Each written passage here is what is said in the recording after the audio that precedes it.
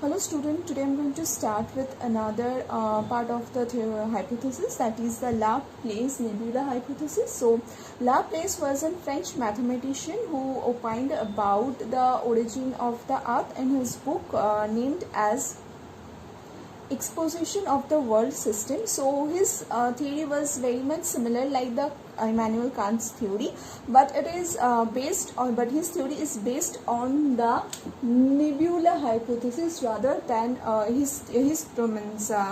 Immanuel Kant theory was based on the gaseous mass hypothesis, and he based his hypothesis on nebula. Okay, so what is a nebula? Nebula is actually a cloudy gas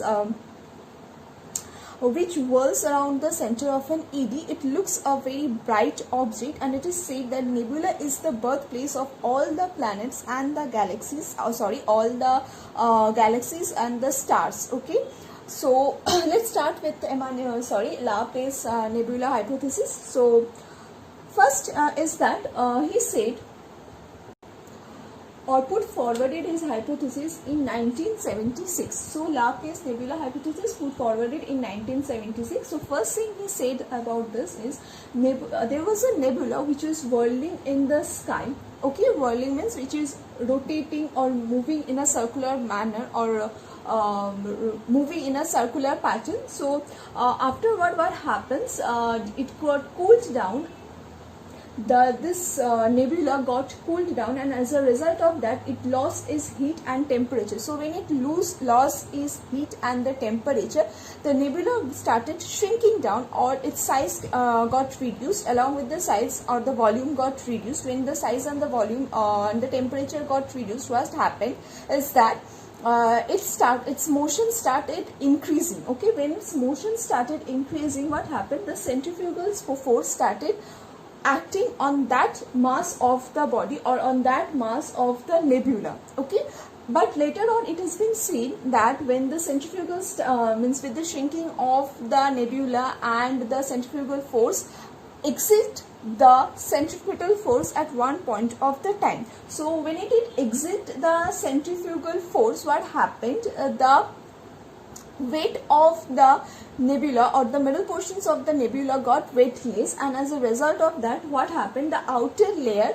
of the nebula, so for example this is the nebula, so this portion becomes weightless, and at a with the point of time, or with the passage of the time, what happened? The outer portion of the nebula became cooled, and what happened? And it comes out of the ring. So I said already that it is a whirling eddy. Means a nebula is a mass of the cloud which is whirling in an eddy motions. Okay, so this nebula, which is actually a cloudy luminous patch of the gases, with the passage of the time, what happened?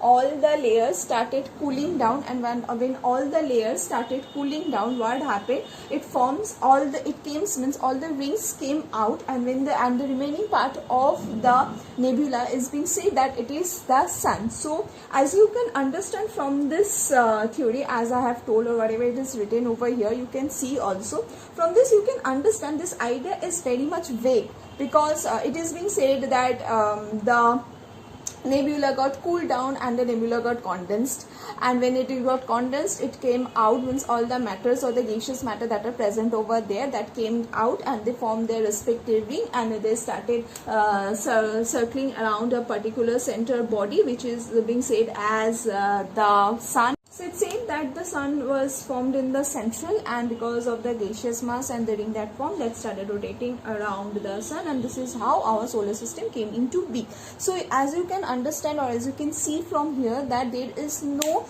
practical validations of this theory. As a result of that, it is not a quite acceptable one. So there are various criticisms put forward against this theory. So now I'm going to go through the criticisms of this theory. Okay.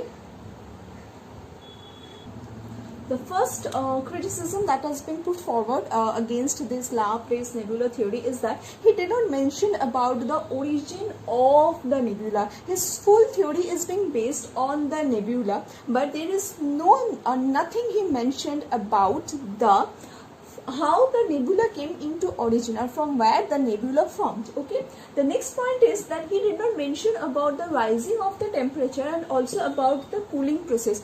He said that the cooling started all of a sudden, and as a result of the cooling, what happened, the the nebula got shrinking down, and from the shrinking down, the centripetal force, the centrifugal force, all force came into being. But there is no clear reasons why it started cooling down or why this temperature started rising again. Next is that he said about the separation of the rings, and said that the sun was in the center and all the rings got separated. But how the rings got separated, there is no valid reasons for that also. And the last point is that he also didn't mention about the presence of the 9 planets and 9 rings. We all know that there are 9 planets in our solar system, and all the planets have its own rings and everything, but there was no clear description about the about the rings came into existence, or how the planets came into existence. So there are a lot of flaws in his theory. As a result of that, it is not being acceptable because of the problem related to the validation in the real world. So this is all about the Laplace nebula theory. So if you have any problems, so please mention in the comment section, and thank you all.